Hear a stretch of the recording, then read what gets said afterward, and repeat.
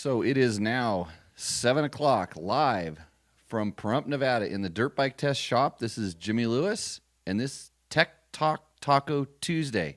And I'm getting better at saying that, even though I've only done this 13 times. And I'm not superstitious. And since when we start, made a full novice mistake because we're getting started good here.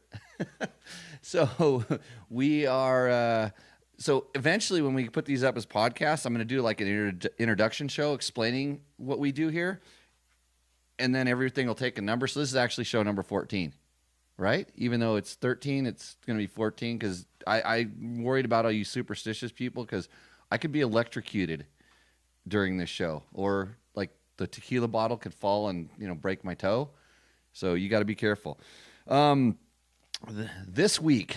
we are talking about, we're answering your dirt bike and dirt bike related product questions.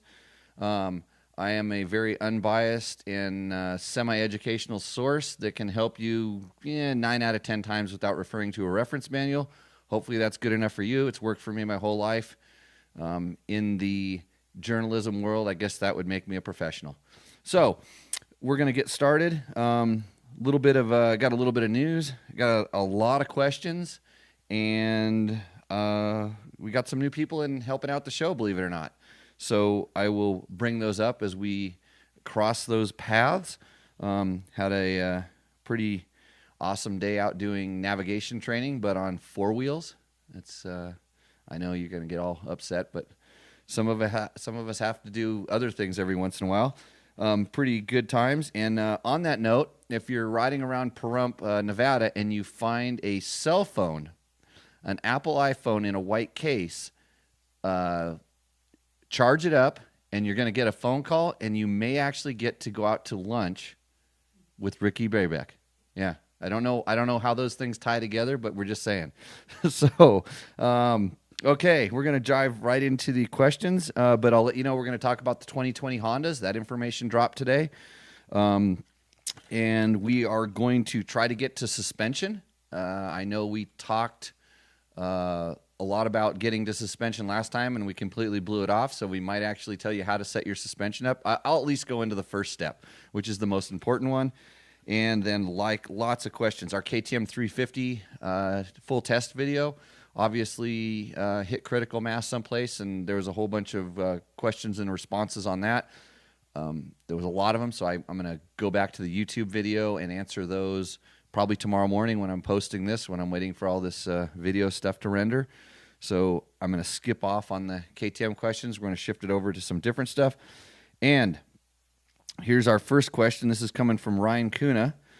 And he said, Jimmy, I just read both of your articles about KTM and Husky going to TPI on the 300s. While that is fantastic news, I'm deeply disappointed that they would choose to eliminate the Kickstarter. As a guy in PA that rides miles upon miles from my truck every Sunday, having e-start only mechanism is just stupid. Additionally, my 2017 TX300 will never fire via e-start in the dead of winter, the time of year when real woods riders ride. I get that you can add the kickstart, but that is only because they have not changed the cases yet. Am I a nobody? No, I am a nobody. So am I. But maybe you can get these turkeys to understand they're true diehard customers. Well, Ryan, I hate to bust your bubble, but I'm going to completely 100% go on the other side.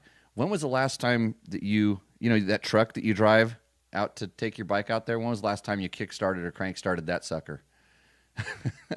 And I understand that we're on motorcycles, and I've started bikes. Well, we start 20 of them every time I do a school out here, and it's cold in the morning. It's like near freezing. And if you have a good battery in there, they generally start up. That oil may be thick and sludgy in the beginning, but if everything's set and nice, it's usually not too bad, especially on a two-stroke because there's not a ton of drag because the crank isn't spinning through the oil. I mean, all the transmission stuff is, but it's not like a four-stroke. There's a big puddle of oil every time that crank kind of comes around and splashes in it. Well, it depends on the bike and how it's set up. But,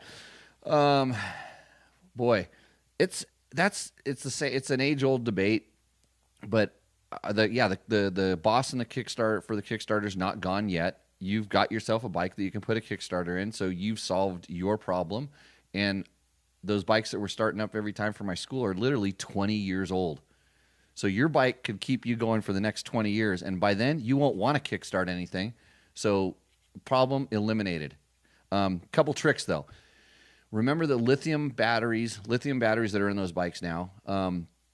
They need to warm up, especially when they're cold. So you cycle them a couple times, just a quick kind of tap, and most of them have circuitry inside that warms the battery, and then you get your full cranking amperage. They don't have the full cranking amperage the very first time. And most of the time when we're riding now, hey Mitch, grab me that one right over there, that Tusk one. A lot of times it might be plugged in, it'll just knock everything off the table. That'd be super awesome. And you don't want to spill beer on that thing either, do you? You carry around one of these beauties right here. This is like the new thing that you carry. And you can jump start your bike in the morning, and then if for some reason your battery does something funny, you can jump start it in the afternoon. They're about anywhere from $70 to $100. And sometimes you can get them and they're literally a quarter of this size, and they will easily jump start your motorcycle. So moot point, I think, but it's the same thing. There's, it's just something new, and it's you feel like you're going to be out there, and how do you get it? I'm riding these KTMs that have Kickstarters. My EXE 500 has a Kickstarter, and if that battery goes bad, the Kickstarter, you cannot start it. I carry around a small little jumper circuit, a capacitor, and I take the battery out of the system, and then I can kickstart it. So you'll get over it, but I think that there's more people out there that are worried about weight, which is the Kickstarter adds to it. They can change the chassis design to not have to worry about the Kickstarter boss, all kinds of things like that. And then someone like Beta will stick around and keep making Kickstart bikes, and because they're a niche, and then you can have your Kickstarter. So agree to disagree. I'll take the no Kickstarter because I've been riding my Husaberg I'm still broke up with a Husaberg, poor bike, that hasn't had a Kickstarter, and I've never been stranded by this bike yet. So I had the right stuff when there was a problem.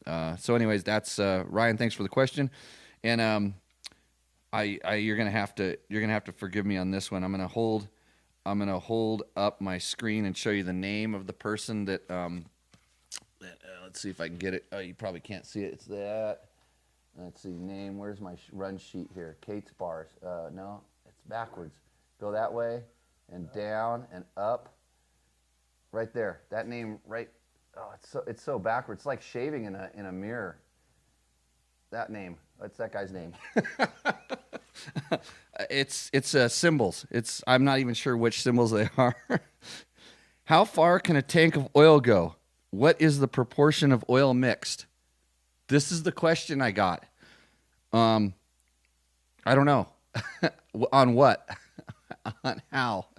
How far can a tank of oil go? So I'm guessing right now because this was just sent to me in an email, I believe, and I think he's talking about some of the new TPI bikes, or maybe he's talking about one of the betas that has oil injection. And I know in the test we wrote down how many, like with the TPI bike, how many KTM recommends. I think it's like 6 tanks of gas, if I'm not mistaken, but you can research that on the website. And then it basically mixes it anywhere from 60 to 1 to 100 to 1, or as lean as 100 to 1, and like most down to, so it puts the right amount of oil in there is basically what it does. I'm sure they're basing it on tests that they've done and stuff like that, but I've had nothing but good luck with oil injection so far. I haven't done dumb things like put the wrong kind of oil in there, like a caster that's not meant to go through an oil injection system. So I haven't done the bad things that you hear the stories about, and I haven't run it low and then claimed that I had oil in there, and then it seized, and they said, well, I had oil in there, because it's easy. After it empties out and runs lean, then you fill it back up and say, I had oil in there, because you would never do that yourself. So I don't understand the question. Please be slightly more specific with the questions, and then I can get a little bit deeper into it. But good job. I don't know what your name I don't know what your name is, but thanks. Hey, something else cool. The Kurt Caselli Foundation is every year they do scholarships for motorcycle racers to go and continue your education. And I was lucky enough in my younger years that I actually got a scholarship back then from Dodge Trucks that helped me go to junior college and then on to a 4-year university. And I'm a big fan of going to school, as anybody that talks to me knows, because you can't take the education away once they give it to you. So they have their a $2,500 scholarship award given to a candidate. You can check it out at www.kurtcaselli.com/scholarship. Hopefully somebody on the chat board might post that link up there someplace, and then people can see it. But anyways, it's you have to have 2 years of any level racing experience, need to be between the ages of 18 and 35, a legal U.S. resident. So sorry for the guy that asked the question before. I think not, probably not. Anyways, you have to be accepted and have a successful completion of at least one semester of ongoing schooling and a willingness to be present to receive the scholarship award, which probably means you get to go riding with some of the Caselli Foundation people, and that would be a lot of fun. They announced it at one of their events they have later on in the year. So I suggest if you're going to school and you want to keep going to school and have a little bit of money to do it, that's a great way to do it. So the deadline is May 25th. So get on it. They're going to announce the winner at the annual Motodofo Caselli benefit event in June. Spencer Weber asked me about my top 10 bike lists, and I asked him for his first. I said, you show me mine and I'll show you yours. And he said he had like 4 and he never got back to me. So I'm holding that one back. So if you want to post your top 10 bike list up, go for it. I'll argue with you all day long. And then you have to remember, here's my motto for riding bikes. After about 10 minutes, I don't care anymore. I'm going to have fun with what I'm on. So it's real easy to get on my top 10 list and get kicked right off the back, just like a rotating scale. But I'm not into vintage bikes, and I don't have a lot of connections to inanimate objects that much. So okay, moving right along here. I know what it is. It's about time to talk about our Motion Pro Tool of the Week. And New York Joe is here, and you're next on my list for questions. But first this. Tonight is El Jimador, which is El Jim Adore, which is I Jim adore myself. And so that's what I'm having. That's the tequila for tonight. Thank you very much. It's not great, but it's acceptable. Thanks to George for bringing the Ramiro's tacos down tonight. He's a little slow because they were soggy, and we judged the delivery time based on the sogginess of the tacos. Yeah, so see, Mitch learned something last time. He actually got some tortillas and brought them down there, so when the tacos blow up out of the bottom, we can take them and make like taco burrito things and do that. So, yeah, we're still missing our time at Ramiro's, but the internet connection here is way better, even on our 13.5 show. Okay, Motion Pro Tool of the Week. Here, I'm going to show it to you here, and you got to guess what it is, and I'll talk about it a little bit later. This is it. I'm waiting for the delay right now, right, because somebody's checking it out. Okay, here we go. What is this guy here? You know what that is? Actually, it's a trick because it doesn't come apart, and then if you do it right, like this, and then it comes apart. It's like surprise, and then it goes like this, and it goes back together. So don't announce it on the thing. Maybe then we'll give you a really nice Dirt Bike Techs t-shirt. You never know. I want the proper name, by the way. Maybe the part number, and tell me how many millimeters it is.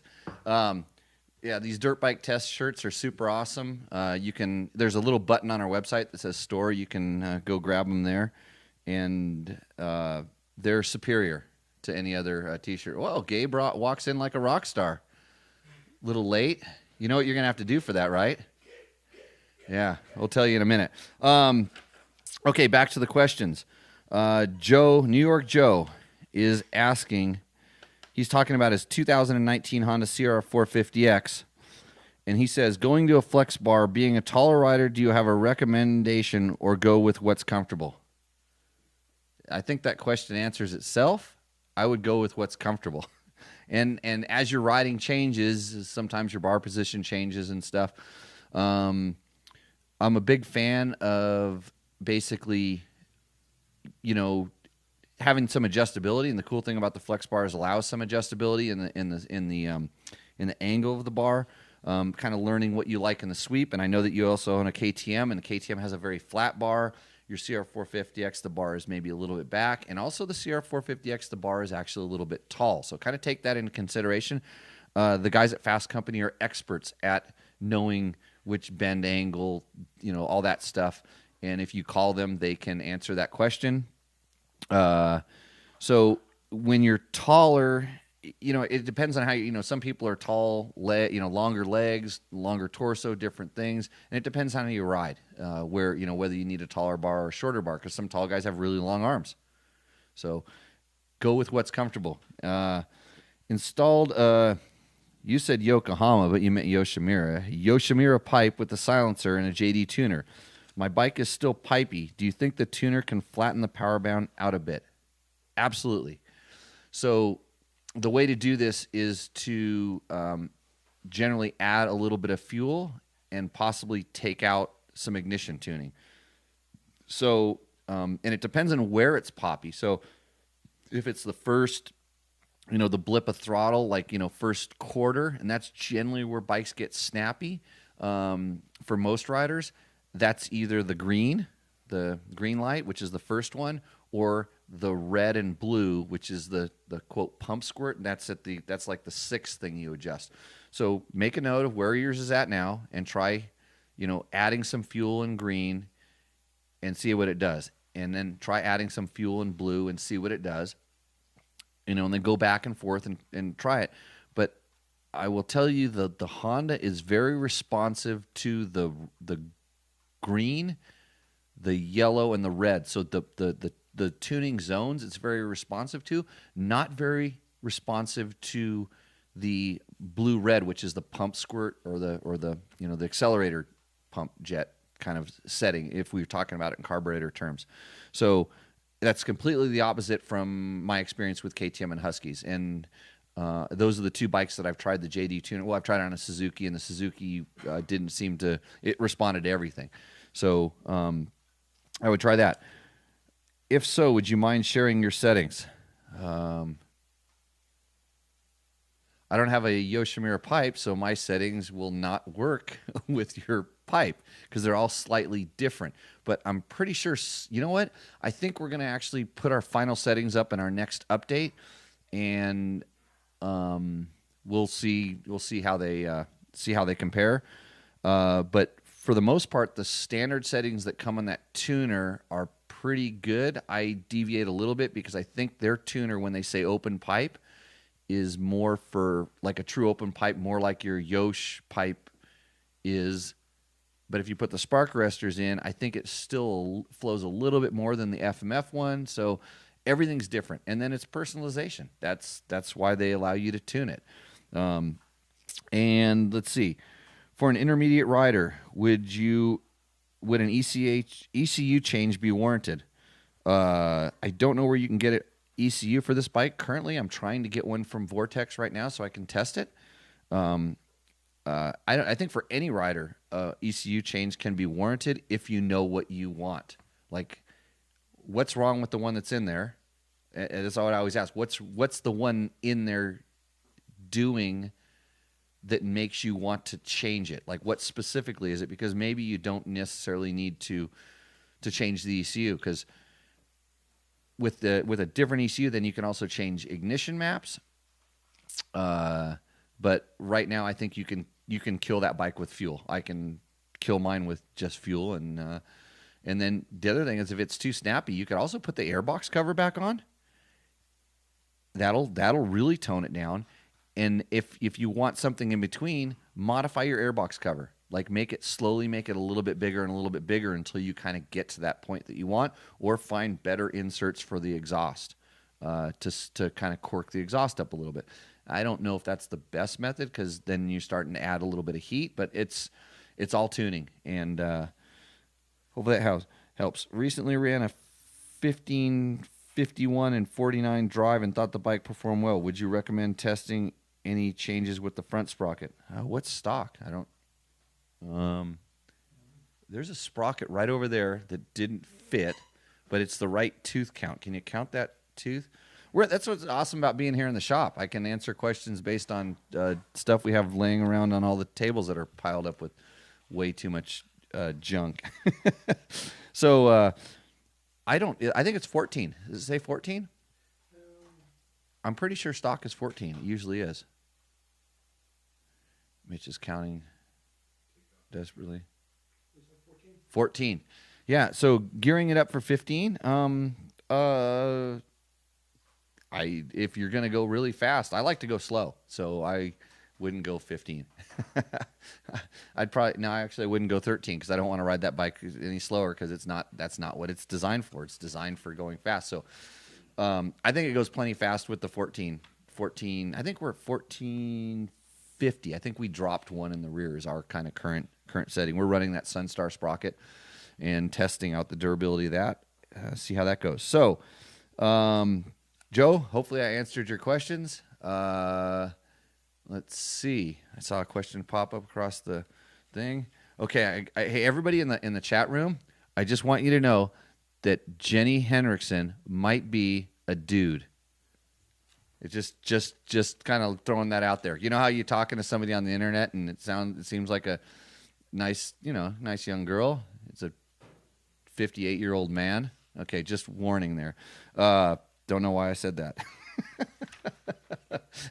But anyways, yeah, Marco, you stole your wife's account again. I can tell. So, okay. Let's see.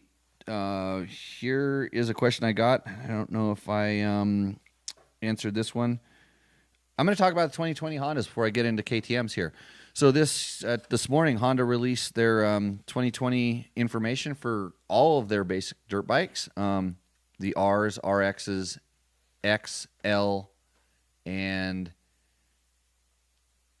what are the family ones called? Fs? CRF-Fs? Family, right. F for family. There's a lot of CRFs and Fs and Rs and Xs, and I liked it when it was like XR, you know. Yeah, old guy. Okay, so they have it's kind of a bold new graphics here.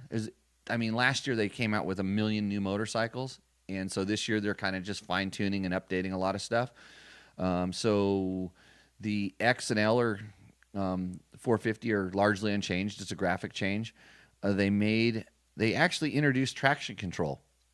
And the one question I forgot to answer, and I'll hopefully I can get to this, is interesting to see if that stuff is actually in your current 2018, and you can figure out where the plug goes, because a lot of times they have to learn that they're going to do this in a year or two, and that stuff is set up. But they introduced traction control, so I'm pretty sure it's going to be very similar to the way that like a KTM or Husky does it, where Husky has 2 ignition maps, and then you can add traction control to either of those. Honda has still 3 ignition maps, and they have the ability to add traction control in 3 different levels to any one of those maps.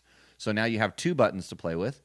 And the one thing that we complained about is that those buttons are not really on the fly, because you have to let the bike kind of be down to idle, and you have to hold it for 2 or 3 seconds to get it to activate the next map, which, it's hard to like be up in the air jumping and get the bike down to idle and hold it for 3 seconds before you land. This is how we all think we would ride. I'm pulling a tear off and doing all that stuff. So it's kind of like you have to pick one and then ride with it. And if you really want to change it, you're not going to do it like in the middle of a moto. So that would be the one change I would like to see. But it'll be interesting to see how they implement their traction control, because they did a really good job with their maps last year. I was really surprised because it was kind of stepping out of character for them to have maps that actually you could notice or really it really worked. So it'll be kind of cool to see how that works, because the 450 specifically is kind of known for having maybe too much power. Some of our test riders actually said the bike had too much power. And these changes are on the RX as well. So the race bikes get that stuff. And we can now play with the traction control and also different ignition mapping. So it should be pretty cool. Excited to try that. And then, so if you're a little bit more jerky with the throttle, or you're in places that require traction control, good option. Sometimes I think that that's more of a kind of a sales floor, kind of feature. I call it seat bounce. But at the same time, when I ride, I remember the one that really impressed me was off-road. Husky had traction control on one of the FX, I believe it was. And it blew me away by how good it was. And I usually don't like it because it seems like it takes some of because I want the bike to spin sometimes. And it still allowed just enough spin, but when it got too much, it kicked in and did its job and kind of helped with making the bike more rideable. So hopefully we're winning with that. Like I said, a lot of graphic changes. The 250 actually gets some changes to alter the power. They're really working on getting that on the 250R. They're trying to get that power shifted down a little bit lower. If you want to read about the 2019, our test is up on the main slider on Dirt Bike Test. You can read about that bike. And hopefully I'm going to get Trevor to ride our 250 RX and then talk about why you would want one or the other. And he's like cringing right now. He's like going, I have to write more stuff. It's like, yeah, that's what we do around here. Right after you ride. So we've kind of got the 2019s covered, and then we'll ride the 20s coming here when they get released. I think it was in July sometime. And then we can kind of see if they did get more power out. The 250 RX would indicate that there is bottom end power available in the R, and for sure when you start doing a cam change, they're doing some stuff with the air filter. They took the resonator off the exhaust, and so they're looking for it. They might be able to find it in there. I don't know if it'll ever get to the point where the Yamaha is, but time will tell. They won a Supercross championship with it. So okay, we're back into we're getting down to the KTM question here. 2016 KTM SFX 450 Factory Edition. The launch control and the mapping control are clunky and erratic. Didn't I just say they were actually pretty good? Hey, I like the way they switch on the fly. KTM changed this setup for 2017. And they changed it for 18 and they changed it for 19. Can these be replaced with an aftermarket ECU and JD jetting, and would you advise the same? I would be willing to bet that those ECUs are programmable because they're competition bikes, and you could get the current programming for your 2016. I don't know specifically, but there's plenty of guys out there that know that stuff. I know Chris Blaze does a lot of that kind of stuff. So you can check him out. He's just search Chris Blaze, and what is Chris's... Patty's always on the Facebook. She should find us and chime in and let us know if get a link. You could search him on Facebook right now, and they can do the tuning, and he would know specifically more about that. He's known for off-road, but for sure he can tune a motocross bike no problem, and that would answer your question. I know there are aftermarket ECUs that you can do stuff with. You can get Vortex ignitions for those. Absolutely, you can put a JD jetting tuner on it. But it really depends on what you're trying to... Blaze Racing. That's pretty obvious. Hey, wait, Marco, you're back as Marco? No, I saw that Jenny was actually on here. Okay. I should have known. Just Blaze Racing, right? I can't... This thing's getting bad. I hit it on the ground. Victor says, dude... Is there even a slight chance of a hard enduro organized by you in the future? Not extreme as king of the motos, but something rideable for most guys out there that go single track riding every weekend. No. Actually, you know what? This was a standing offer I had way before I ever did King of the Motos. I used to tell District 37 desert clubs, it's like, hey, some of them were kind of dying off, and they had these race dates and they couldn't get their race put on. And I said, you come to me and I'll put on your third loop for you. So that offer still stands. Only in Johnson Valley though, because I'm not a big fan of I can't crush you in Red Mountain successfully because it's too easy to go around all this stuff. In Johnson Valley, I can put you someplace you can't get out of. So any District 37 club that wants to put on their last race ever, I will do your last third loop ever. Solid. Okay, so Victor, that's the answer. So you take your popsicles out. Victor, by the way, makes the best. He has the best popsicles. He used to bring them to the finish line at King of the Motos, and they're handmade, super awesome juice popsicle bars. Oh, we're talking about food, aren't we? Kate's Bars. Yeah, it's a spot full. It's Kate's Bars. Kate rides dirt bikes better than you. Okay, that's why you should eat Kate's Bars. And I'm serious about that. Kate is an awesome rider. You can search her on Facebook too. This is what keeps me going all the time when I'm riding, and they have cool flavors. This is the Tram Bar, milk chocolate and peanut butter, and then they have the mango coconut tiki bar. And if you email me at Jimmy@DirtBikeTest, I might give you a discount code that'll make them cheaper than any other bar you can get, and then you'll get addicted to them like I am, and then it's enough said. And then anytime you're riding, your friends will wonder why you have extra energy and the stuff you're eating tastes good. So get a Kate's Bar. Email me for a promo code. Let's see. Now for the current question. Okay, this is another one of our viewers. Christian asked. He asked actually a couple questions, but I kind of narrowed it down to the one. He was asking about the fuel rail on a KTM and a Husky, and he said he'd been reading about it on some KTMandHusky.com, and it says basically blah blah blah. So everything he says that there's a 90-degree angle in the fuel injector, and they on this thing, I researched it briefly, and I have not used one of these things, so I can't tell you. He says that that 90-degree turn in the fuel injector is losing power and causing the bikes to run improperly. I have never ever experienced running improperly or a fuel delivery. And here's the only reason I'm going to go with that is because even when we've done stuff where that 90-degree and just had fuel flow through it, there's so much fuel going through there. I don't care how wide open your bike is. It's never that much flowing through that thing. So maybe if you're doing a snow bike with a turbocharger on, something like, I don't know.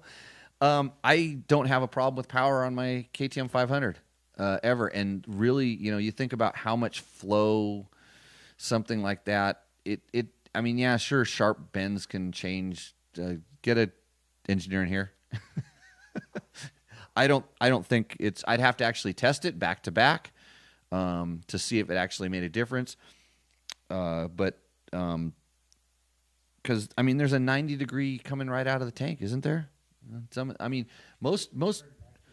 There's no return on these. There's no return. It's just the 90-degree angle, like right at the fuel injector. The way they connect it, it makes a 90 before it sets on top of the fuel injector. I don't think it's an issue.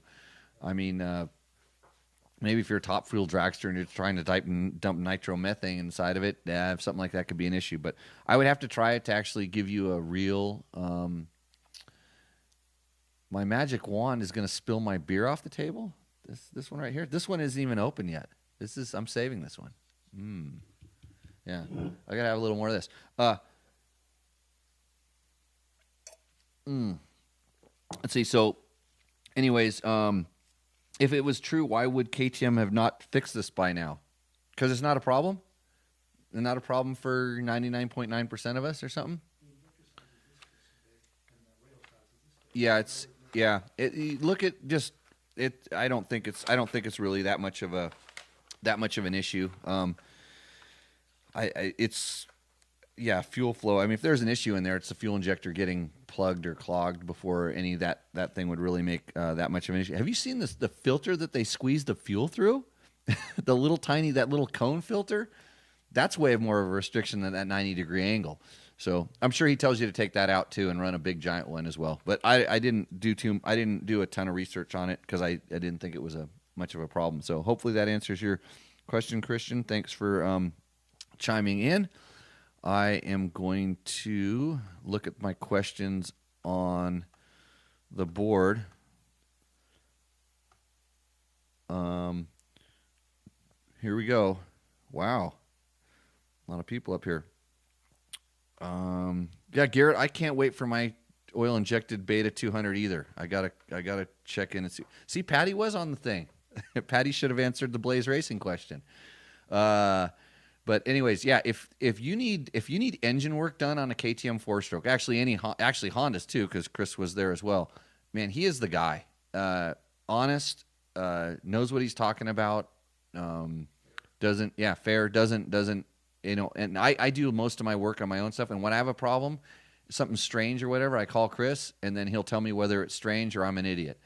And but he never tells me I'm an idiot that much, just once that I remember. So guy really knows his stuff. So that's a good thing to know if you're looking for that kind of stuff. And he will tell you which KTMs will last forever, and he'll tell you the ones that you're gonna be sending back to him over and over again. Cameron wants to know, tell us the great Nevada Rally story and why we haven't had anything like it since. The great Nevada Rally story was how I was leading with a 9 or 8 minute overall lead after the first day, and then I managed to lose it. That's horrible. Stupid. It was a stupid mistake. Just bad navigation and then panicked. So bad. No, you're talking about the Johnny Campbell story, which where it was just the classic, smart French rider led young American rider off the thing. If you want to hear that story in full, go to the Whiskey Throttle podcast and search the Johnny Campbell episode. And Johnny tells that story, and he can tell it better than I can. And why is there not a Nevada Rally anymore? Because our current land use management practices will not allow an event that could potentially have people go off course. The race promoter is responsible for keeping the riders on the course. So when you're talking about a speed-based navigation event and someone's racing and they get off course, they're off the course and they're not allowed to do that. The promoter is not allowed to do it. It's against the permit. So you can't get those in the United States. That's why. So when they do, even the last couple Nevada rallies, they had to mark some of the course because of sensitive, So that's why you can't do them in North America with our current land use practices. In order to do a proper rally, you're going to be needing to use public land, and it's just not feasible. So that's why we end up going to Mexico, or you're seeing them in other countries that have a little more lenient land use practices, or lots and lots of private property, or landmines, because places with landmines generally allow lots of crazy events to go on. Dakar's going to Saudi Arabia. We'll see how that works. I think the train looks awesome. I don't know. We'll see how everything else goes. There was a big backlash on that. I think a lot of the racers are excited because they want an open, fair place to go race. The political climate and stuff like that is definitely different. So, and I don't know enough about it to comment on that. So let's see. Government, Cameron. Yes, Sean. Correct. Why are all the cool races in other countries? Hey, they're your laws too. Yeah. Hey, Jared Keller. Was he the one that asked me about the third motos last week at the National? Are you going to any Nationals this year? Maybe I'll make one. I'm totally out of shape. Not even running anymore, hardly. But I'll try it. Thank you, Katrina, for putting up the Kurt Caselli scholarship link. And San Felipe Bob is here. Yep. Chiming in with those expert comments, and now my computer has froze up. Have we killed the internets yet? Not yet. Let's scroll down a little bit farther. Oh, here we go. Fork Seal. Mark Daniels kind of got it. Fork Seal. What company? Fork Seal pusher thing. That's Chris. I beat up on Chris last weekend. I can't remember why, because Chris Smith is such a common name. I used to race with a Chris Smith. I wonder if it's the same Chris Smith. I don't think it is. Chris Smith was on our World Championship Junior ISDE team back in in Slovakia in 1991. How's that for a history lesson? Chris Real says, my shot glass is bottomless. Chris, I need to have you in here one time. We'll talk chemicals and chemical-related products. Actually, I had a real interesting discussion with the Chevron guys that are making the new Power Sports Techron stuff. There's some of it around here, down there on the shelf down there. Yeah, Gabe, you're going to have to get up and get this. Oh, we're going to make George do it? Play paper, rock, scissors. We're making Gabe do it. Yeah. Let's give me his cameo. Yeah? You got that stuff? That stuff right there. Yeah, just this magic hand. That was Gabe's hand. That's his first appearance on the Tech Talk Taco Tuesday. He will be producing this thing as soon as we have something for him to produce, and he can show up on a regular basis. So this is this Techron. I know Chris was always a fan of this stuff, and I'm learning about this because this is different than their normal fuel injector cleaner, and I just need to get more educated before I can speak to it, but I have put it in some things, and it seems to be working. So, yeah, when I get more info, I'll let you know. So, because ethanol in our fuel is a big problem, and there's a lot of issues with that, and I'm trying to learn more about that. So, let's see. This Chris Smith was born in 1985. Good to have you listening. Okay, so gonna kind of 48 millimeter Fork Seal installer. Hold on, let's see. Well, it's getting close, Mark. Let me see. This is the Motion Pro 08490, which indicate that it would be 49, but no, it's a 43 millimeter Fork Seal installer, and I use this one on all of our KTM RFS bikes. But yes, you guys got it right. You're supposed to call it a Motion Pro thing because they're the ones that are helping us out with this stuff. Motion Pro Fork Seal installer. So when do you when do you need this?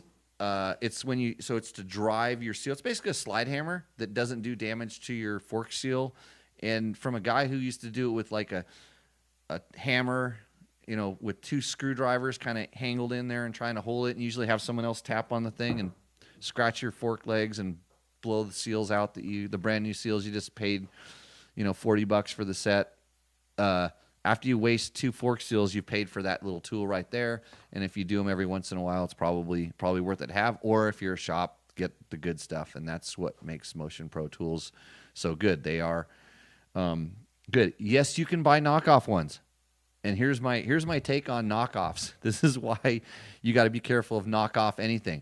You know what it is? It's a copy of the guy that took all the time to R&D and develop and design and whether there's, luckily, you'd be lucky if you can get locked into a patent and protect you from having knockoffs made, which isn't always the case. But if you really want stuff to continue to evolve, companies like Motion Pro that are, they sent me such an awesome tool like a year and a half ago, and I've been kind of trying to break it because that's what I do. I break things.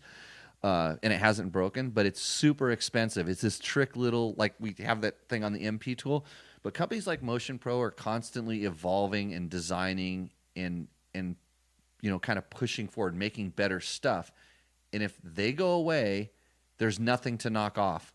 The company that knocks that off doesn't have a genius that they have to pay a lot of money that's going to figure out how to make your tool better or a better tool for you. So think about that. That's why you should support the companies that support this support this show. That's somehow we all are responsible for where we end up putting ourselves. So pay attention to that when you are making purchases. That's my 10 cents on knockoffs, because you're going to save, maybe half sometimes, but what are you really doing? Okay, let's see. Scrolling down a little bit farther. Jenny says, I'm the best. See, this is where I'm getting confused because I don't know if this is Jenny or Marco. I know your bike runs great. I tuned it around the parking lot here at the house. That thing worked great. I wanted to try a JD jetting tuner on a KTM 250 EXC, and so luckily Marco and Jenny had one, and they let me borrow it, and I put the tuner on it, and the bike rips. And I'm trying to get I'm still buying my 350. David, where is it? Where's my 350? I loaned it out to some girl, and we don't know where it went. So, okay. Let's see. Baja Dyers loves his RX. No, you spelled that backwards. It's XR. Yeah, that was a typo, right? Yep. And someone else, Christian, the guy we talked about with the L bracket, he sent me a video of he raced his KTM 690 at the Sonora Rally, and it looked like it was a couple years ago, but he also included a link in his question to show me that, and I got confused. Because why would you do you and Baja Diaries Mark need to go like have coffee sometime and talk about 690s, because one of you will straighten the other one out. Because if I was going to go to the Sonora Rally on a 650, I'd have my XR 650 that's right over there. I should make Gabe wheel it into the back here. It's buried? Oh, yeah. My XR 650 has been across that Sonora Desert, the Altar Desert, a bunch of times, and that quite possibly is the best bike I've ever ridden across there. So, anyways, it's spelled Blaze Racing. That's right. Good. A couple other people got in there and helped. That's good, Marco, that you're holding hands. I don't know how you're typing so fast while you're holding hands. Oh, yeah, Chris knows how to make Huskies run, because guess what? Huskies are KTMs. We got the Kate's Real Food thing up there. Awesome. Take a drink of beer. Okay, I saw that one come up across the thing. Two-stroke snow bike, impeller air filter toast. I don't have time to go onto my Instagram feed right now. I'm going to drink this beer of brand of which I don't know, because I'm getting thirsty. I'm drying my thing. I'm in SoCal, Jimmy. Government kills us here. Mm-hmm.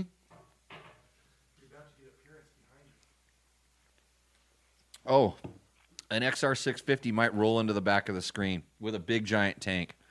Gabe, you got to figure out how to do it. Watch the camera up there. Uh-oh, you're on TV. Yeah. Yep, that's it. Yes, my XR 650 has an electric start. It doesn't work right now because there's no more parts in the whole world for this custom Baja Designs electric start. But maybe you can, email Baja Designs and ask them. Say I need a new ring gear. Okay. Oh, tell us about the time you qualified for an AMA National for Cycle World and wrote a story about it. Cameron, you want to know why I wrote a story about it? So I don't have to tell that story ever again. No, because I forget. I forgot I did that. No, I didn't forget. Yeah, it was back in the Jeremy McGrath, Greg Albertine, Jeff Emig days. Those guys. I was a journalist at the magazine, and I wondered if I could qualify for an outdoor national. So I did. I qualified 40th, basically because I was slow, but I get good starts. I actually get into the last chance qualifier. They have a moto. They take 36. Like I think back then they took the top 10 were seeded. The 10th through 36th was based on qualifying times, practice times, and then they had a moto with everybody else. It was like a last chance qualifier, and I could get good starts. I had an Eric Krippa tuned CR250 in 1996. That was the year before the aluminum frame. CR250, I'm pretty sure I got a hole shot, or I was like kind of the first to wherever the line would have been, but then two guys went past me. I was hanging on, and one more guy passed me, and I barely qualified 40th. So I made the show, which was super awesome. And then Chuck Sun walked into the pits, and because he was a former AMA national champion, he walked up and told me, "Jimmy, I think I'm going to race today." And a little more history is Eric Krippa used to be Chuck Sun's mechanic back in the Husky days, so he was just screwing with me. but I ended up finishing 27th. Didn't score points. There was no way. I mean, I wasn't fast enough, but I could ride decent. I didn't know how fast those guys sprinted for the first few laps, and it was just like I was off the tail, but I survived. So, oh, hey, I remember that story. Amazing. Let's see. Missed my night races at Dove Springs. They weren't mine. That was a collective. I just happened to be there racing with everybody else. Those were awesome. There's videos of that stuff. Let's see. Always drain the float bowl. So Sean's talking about like the problem with the gas. I'm not a big fan of draining the float bowl because a lot of the stuff inside there dries out. And with the moisture that's in there, a lot of the corrosion that's left, and this is, I'm going to learn a whole bunch about this. We're going to schedule a call with the Chevron guys about gasoline and about the additives and different things. So I will know more about it, and I will report back to you guys. And then I'll get Chris Real out here, and he said, say the word, and I will attend, and that'll be awesome because he knows probably too much about fuel. But I think he's a petroleum engineer by trade. He's a sound specialist. It's pretty awesome. Let's see. Oh, that tasted good. No, it didn't. Marco, are you kidding? This stuff is poison. Actually, this is super poison. That's why it has an X on it, and this is not too bad. So, let's see. Andrew says hi. Hi, Andrew. When are we going to do that Rescue 3 school that we've been talking about? Rescue 3 is the volunteer organization that does the safety for a lot of off-road events. And I want to give back to those guys because that one time when I lost my toe, they helped me. They didn't help me find my toe. It was still in my boot, but they're the ones that told me I should go to the hospital very quickly. So, what is, and there's one of my running buddies. He says, yay, PBR. Let's see. Air guitar. And that's a different topic. Somebody asked about knee braces. Phil Wagner asks for knee brace reviews.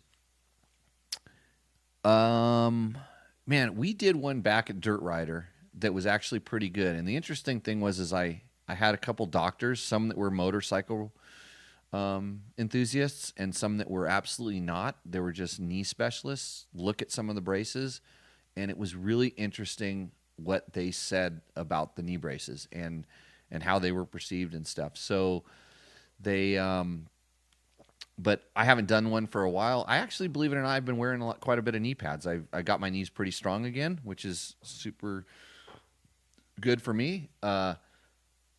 And then I kind of wear knee braces when I ride at the motocross track, and I'm going between Asterisk braces lately, and I have some EVS ones, I believe, which I'm happy with. They fit, and that's the biggest thing. And like any protective equipment, it has to fit, and then it's good. So I haven't done – there's so many reviews I'd like to do. It's just a matter of that takes a staff and full-time, and this is – part-time and spare time and doing stuff like that. But as we grow, I want to do that helmet test I was talking about a while back. I really somebody needs to do a real good helmet test because there's a lot of, companies now with new stuff coming out.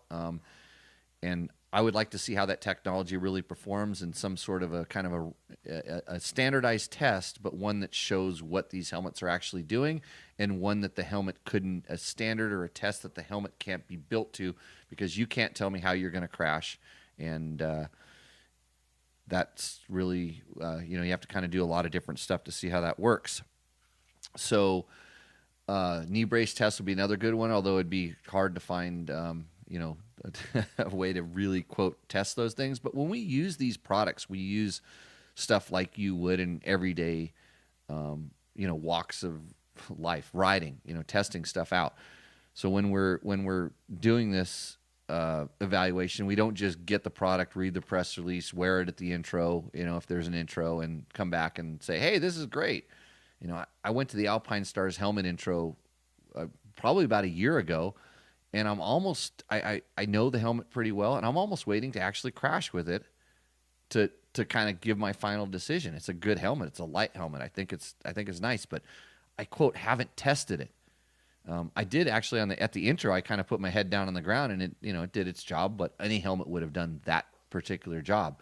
So, something with helmets, it's crazy. Safety equipment, someone was asking me about wrist braces. We just have a test on a Mobius wrist brace on the website. Wrist braces, actually, because our guys, I did not wear one. Our other guys did. I probably should sometimes because my wrists are junk. But a lot of these things, what they're doing is the safety devices are kind of transferring load or dispersing energy.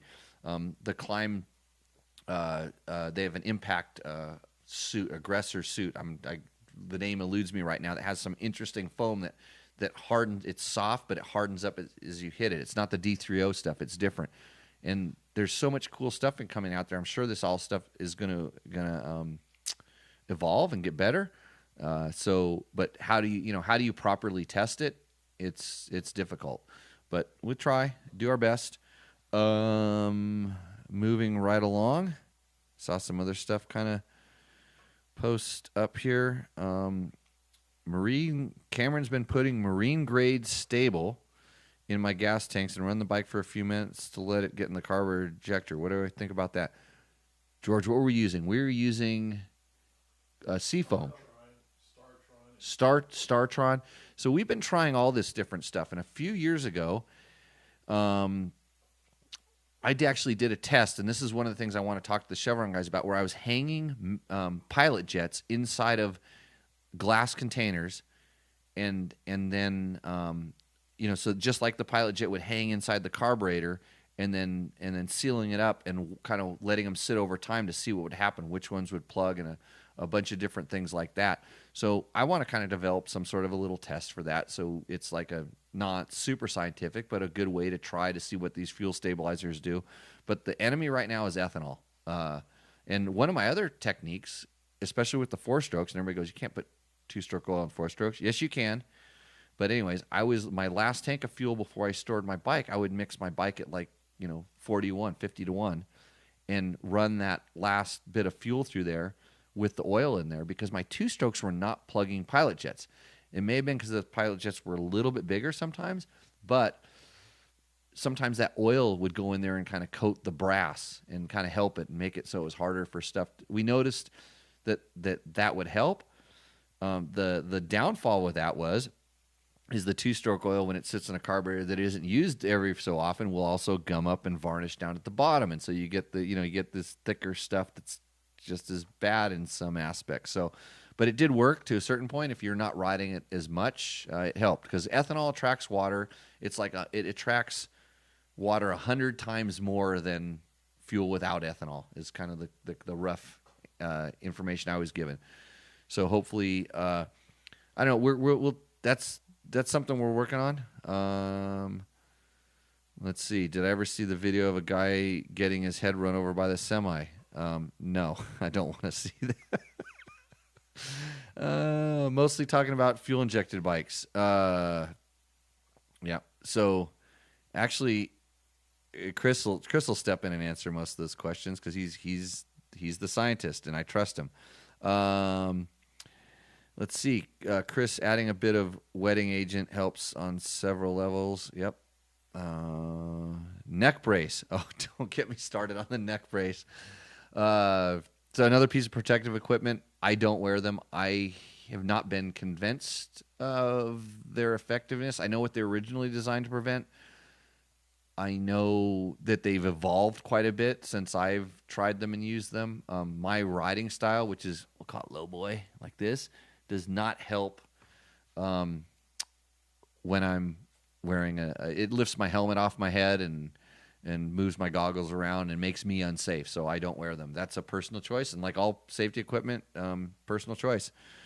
So brass jets interact with the water and aluminum. Yes, correct. Okay, so we are running through most of our questions. I know another sponsor we didn't talk about. TM Design Works has come on board with Dirt Bike Test. And so what I want you to do is, if you're on the website, you can look on the side banners on Fresh Dirt, and you'll notice that they're up there. They're up on the slider. I have been using TM Design Works products on are test bikes, even back when I was back at Dirt Rider, even back when I was racing. And I've had really good luck with them. And pretty soon, one of these times, I'm going to pull some of them off our bikes and bring them in and show you these things and how destroyed they are. And I'll tell you that, and destroyed in a good way, they are well used and have lasted a long time. And I clipped a rock on our 450X last week when I was riding with Chris, who's not here. He wanted me to say for you, he wanted to say good. Everybody, good. Good, it's good. I moved a rock that had to have weighed like 50 or 60 pounds. I was just kind of going around a turn in a little bit of a rut, and it moved this giant rock with the chain guide. And when I hit it, I didn't worry about the chain guide. If you've seen the braces on the Honda, and actually go look at our 450X when I rode the Johnny Campbell race bike, how they brace that chain guide on there. You can see I thought for sure I didn't worry about the chain guide. I worried about the mounts in the swing arm. I thought it would have torn it off. But the dent it put in that chain guide is pretty substantial. But the reason it dented, because it's the plastic, the what do they call the HPD, some letters. Yeah, so it's a whatever they make that stuff out of it. It, instead of being metal, it dampened, and you can actually look at it, and it's pretty deformed, but it's still doing its job perfect, and it's still straight in a line, and my chain didn't come off the sprocket. So good stuff. They make the slide and glide kits and all kinds of different things that your chain and protective stuff. Their skid plates, I really like their skid plates a lot because they're not aluminum, but they're as tough as aluminum, so they don't affect the handling of the chassis. And hopefully you check their stuff out. It comes recommended. We have a test on the chain guide, and I think that's it on the website right now, but expect some more stuff in the near future. And that's it. Like that, the BMW 310, or talking about a BMW now. I'm not going to go down Adventure Bike Boulevard. Just because I was going to talk about suspension, and this is how I'm going to wrap this show up tonight.